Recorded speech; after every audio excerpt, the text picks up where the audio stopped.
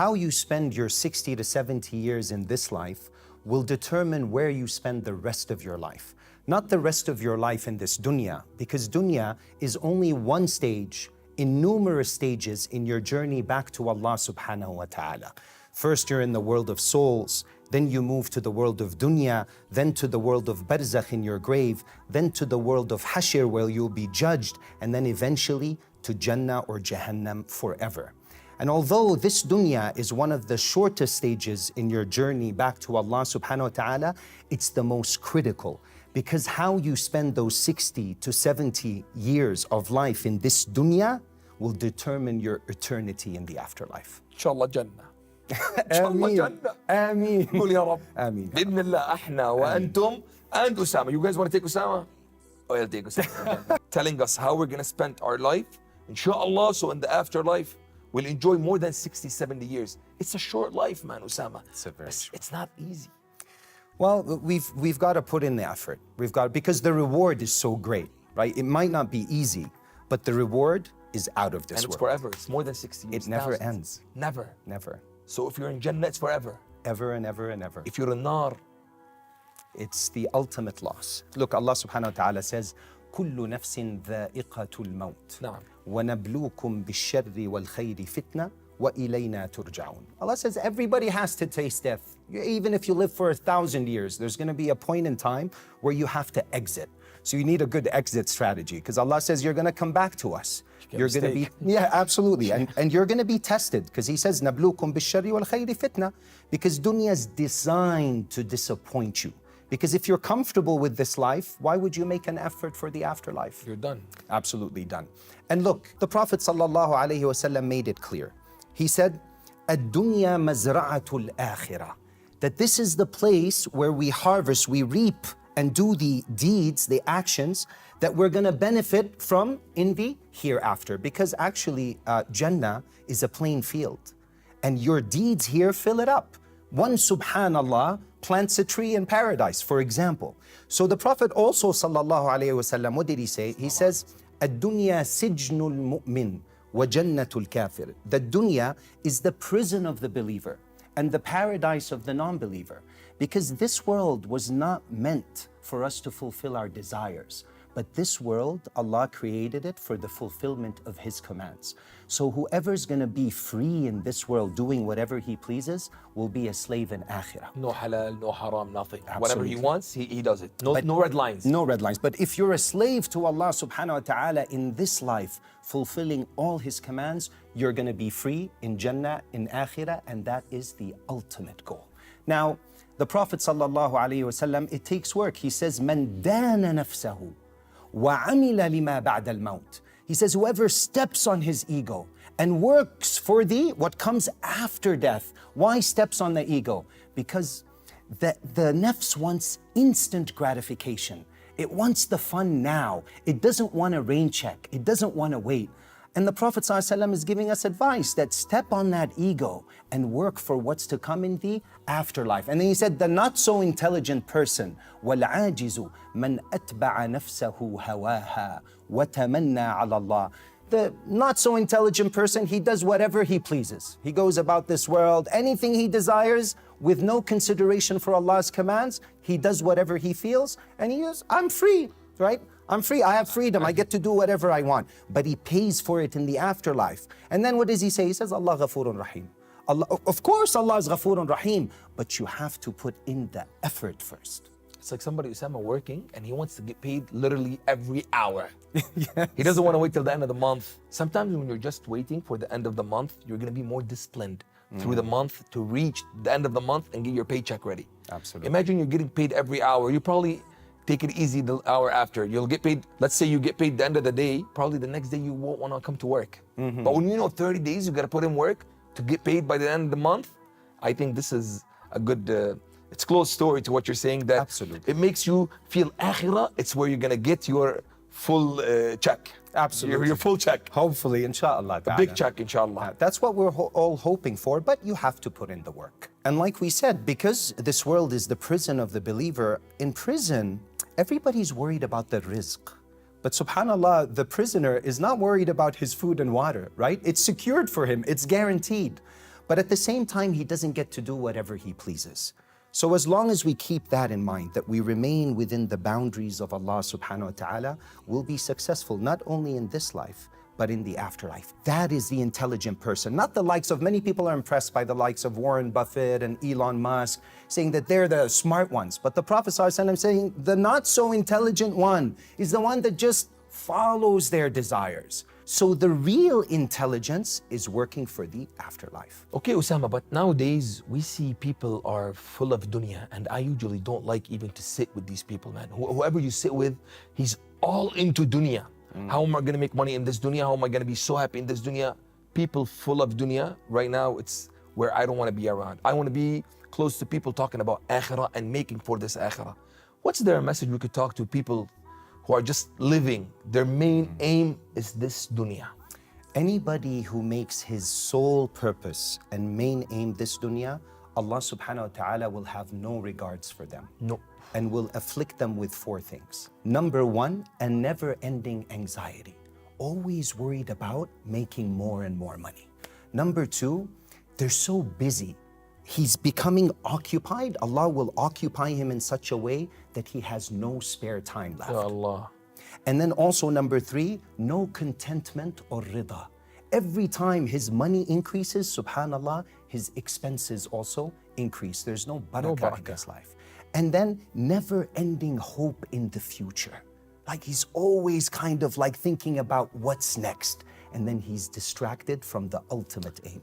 How many of us are falling into these categories, man? How many of us are listening and watching this and literally thinking every second, man, I don't have barakah in my time. You gotta wake up, solve it. What can I do, man? How can I decode dunya and live for the right purpose? The Prophet ﷺ gave us a hack. He said, "Kun fi dunya ka'annaka gharib, aw abiru sabil." He says, be in this dunya as a stranger or a passerby, like a traveler, because you're going through it. It's just one of the stages. You know, I came here to visit Amman. Imagine if I got here, I'm like, okay, let me purchase a car. I'm here for 2 weeks. And I go ahead and I buy a car. Next thing you know, I go and I buy a house. You'd say, this guy's crazy. I buy an entire wardrobe. You're like, Osama, what are you doing? Typically, people, when they travel to some place that is not home, that's temporary, what do? They may Uber it around, right? They rent a hotel. They pack a small suitcase, I love right? the example. I know where you're going. Yeah, that's the thing. So most of us, we're so heavy, man. We're carrying such a huge load. And we're so distracted by all the things because they want us to do that. They want us distracted, bro. They want us as consumers. What's a consumer? Someone that's consumed. Mashghul, distracted. What are you distracted by? They want you to buy things you don't need with money that you don't have to impress people who don't care. Think about how crazy that setup is. Really. Because most of us think people care, you know, we're trying to show off or check out this watch or these shoes or whatever it is, or my house or my nice Ferrari or whatever it is.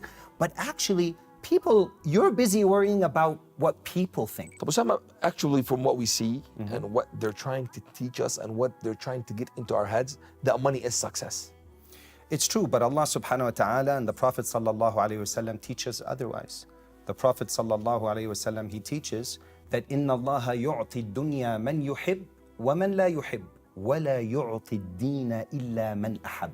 So it's not to say that if you're a millionaire that you're not necessarily successful or not successful. You could be successful if you have a lot of money, provided you're thankful for it, you're grateful for it, provided you remain within Allah's boundaries, within the halal and haram associated with money, then you can be successful. But if somebody has deen, you know for sure they're successful. If you're seeing someone coming to the masjid to pray, if you're seeing someone with a relationship with the Quran, the book of Allah, always making dhikr, close to Allah subhanahu wa ta'ala, you know that this person is loved by Allah subhanahu wa ta'ala. And exactly about what you're talking about, people in the masjid, wallahi Osama, most of the time, I go to the masjid, when after salah, I talk to people here and there. Man, each one of these guys, he's one of the big owners of the big stores in Amman. He's like, bro, you know who I am? They tried to say hi, salam alaikum, whatever. I'm like, yeah, what's up? Keep halak, hope all is well. What do you do? I own the dealerships right in this place. One other guy once I met at the masjid, I meet the most successful people, wallahi. But you keep saying successful. Look, you're instinctively tying success to money. Of course. We really have to change that. Yeah, of course. We have to change that. We have to shift it because Allah tells us who's successful. فَمَنْ زُحْزِحَ عَنِ النَّارِ وَأُدْخِلَ الْجَنَّةِ فَقَدْ فَازَ. Allah is saying the one who's saved from Jahannam in the hereafter and enters into paradise, he's the successful one. I'm right here. What I'm trying to say is, people think that if you're in the masjid, if you're with Allah, you should be poor. Like in the real life, people think if, oh man, he prays, he should have a normal car. He can't have a nice car parked in front of the masjid. This is what I'm trying. Yes, it's this true. is what I was trying to reach. That no man, there is people who are with Allah in the masjid, with the Quran, and they're super successful. And what I see, Wallahi, the most successful is the people with Allah. Subhanallah. Yes, so again, when it comes to money, like today, for example, right? Like I'm wearing... Your shoes. Your shoes. Yeah, absolutely. Well, like, I started there because I wanted to go down. I was taking you just from top to bottom. إِنَّ اللَّهَ يُحِبُّ أَنْ يَرَى أَثَرَ نِعْمَتِهِ عَلَى عِبَادِهِ. Allah likes to see His blessings on His slaves. Where's your watch? You have it down there. And my watch as well. It looks, most people look at it, it's like, that's a very fancy watch. How much is it, right? No, actually, look. The balanced way is nice. I'm not against you having a nice pair of shoes. I remember, like, typically, most of my shoes, I like to wear Toms. Like, I like to wear the 40, 50, simple, $60. That's it. But, you know, there was nothing wrong with me going to buy what? One nice pair of shoes, because I'm also a da'iyah. So I represent Allah. I represent Rasulullah, right? So I have to give that If you have it, yes, get it. But most people, especially the young generation, they look at these things. They say, how come all the shuyukh, most of the shuyukh are poor? Is that a thing? Do they have to be? No. Allah subhanahu wa ta'ala can give it to you, but rizq is in His hands. Don't buy it if you can't afford it. Don't buy it on credit. But if Allah has given you money and you can do it, go for it, but don't overdo it. You don't need 10 pairs of Gucci's and Louis Vuittons and whatnot. You know, buy a pair. If it's fake, it's fine. If it's fake, it's fine, man. You can wear whatever you want, man. Yeah, but why go fake? The whole dunya is fake. There's no need for it. Wallahi, it is, man. Yeah, wallahi it is. Wallahi it is. I have a question. Can I have business with Allah? Can I make business with Allah? I think most of us are doing business with Allah, but the wrong type of business. All right. Right? Where you find that most people, they want deen to improve their dunya. Right? We talk about that. I said, okay, if you pray and you're close to Allah, you will have barakat. Yes, that's a bonus, but that shouldn't be your main aim. The true tijara, the correct tijara, Allah tells us about it in the Quran. Because we want deen in order to improve our dunya, while Sahaba sacrifice dunya in order to achieve their deen. It's a huge difference. Now, Allah subhanahu wa ta'ala tells us the right type of tijara. He says, Ya ayyuha alladhina amanu, hal adullukum ala tijaratin tunjikum min adhabin alim? O you who believe, shall I not tell you of a business that will save you from a painful torment, Jahannam? Tell us. تؤمنون بالله ورسوله وتجاهدون في سبيل الله بأموالكم وأنفسكم ذلكم خير لكم إن كنتم تعلمون. That you believe in Allah and His Rasul and you strive in Allah's path with your money and your time, with your money and yourselves. That is better for you if you only knew. What is the result, Ya Allah, if we do this? يغفر لكم ذنوبكم ويدخلكم جنات تجري من تحتها الأنهار ومساكن طيبة في جنات عدن ذلك الفوز العظيم وأخرى تحبونها نصر من الله وفتح قريب وبشر المؤمنين. What a beautiful setup where Allah says, I'll forgive all of your sins and I'll give you, He begins to describe paradise, Jannat, and in Adn. And then, but Allah subhanahu wa ta'ala doesn't only stop there, He also tells us about something we like. وَأُخْرَى تُحِبُّونَهَا نَصْرٌ مِّنَ اللَّهِ. Victory from Allah in this life. Nowadays, like with what's happening in Gaza, for example, everybody's looking for nusra and success from Allah subhanahu wa ta'ala. Right now. Right at the point they want it. At this point. But Allah's telling us how this happens. You want nasrun min Allah wa fathun qareeb what do you have to do? You have to sacrifice. We're not ready to sacrifice our time and wealth for Allah. You know why? Because unfortunately, the value of deen is not that high in our hearts. The value of dunya, money, home, cars, it's much more. Exactly. Think of a G-Class, right? Someone wants to go and buy a brand new Mercedes that's a G. It's his dream. And he spends his entire life saving up for it. Finally, he has the money for it. He goes and buys the car. He parks it out. He takes his wife to celebrate out for dinner, celebrate the new car. And he's sitting and he's eating with his wife, and he has the car parked outside. And he's sitting there looking at it, all proud of his accomplishment, right? All of a sudden, he sees a young kid. He takes out a key and he puts it on the car and he starts keying the body of the car. Imagine yourself in that position after all you've sacrificed. What is he keying, the car or your heart? Your heart. Why? Because you've sacrificed everything for that car. So the value of the car is in your heart. Take it out. What have we sacrificed for deen? Very little. What did the Sahaba sacrifice for the deen? A lot. Everything. Their lives. Yeah. That's the difference between us and them. That's the switch that needs to happen. Minkum man yuridu dunya wa minkum man yuridu al-akhirah. Allah says, those of you that are chasing and desire dunya, and there is a group of you that are chasing and desire akhirah, we need to be from the people of akhirah. Small story I want to add to your speaking. Ousama, in the past, when I used to miss salahs, I used to look at my day in the morning. I was like, man, why did I miss salah? What's the reason that made me miss salah? I used to wake up in the morning. I have so many meetings, work, tasweer, visits, commercials to do. Salah wasn't the main. I wanted to pray. Every time by the end of the day, I look at it, I'm like, man, I missed Dhuhr. I missed Maghrib. I'm at Isha right now. I missed 2 salahs out of 5. This is bad. This is not right. I changed it. Because every time I woke up, there's too much dunya in my heart. There's too much dunya inside me. I'll miss salah. Because my main purpose is dunya. That's why I'm waking up. I changed it. I'm like, you know what? I heard something from a sheikh. Wallahi, his message was this clear. Wake up in the morning, have your 5 salahs locked in Subhanallah. with Allah at a certain time. Dhuhr is at Dhuhr, Asr, Maghrib, Isha. When you wake up, you put all your meetings around your salah, you will not miss a salah. In your calendar. In your calendar. You wake up in the morning, you say, okay, I have Dhuhr. Before Dhuhr and after Dhuhr. Try, even your meetings, even your work, even your postings, anything you need to do, put it after Asr, before Asr. I'll see you after Maghrib. Let's play soccer after Isha. Every time you're throwing something before and after, you have time for salah because you're locking that in.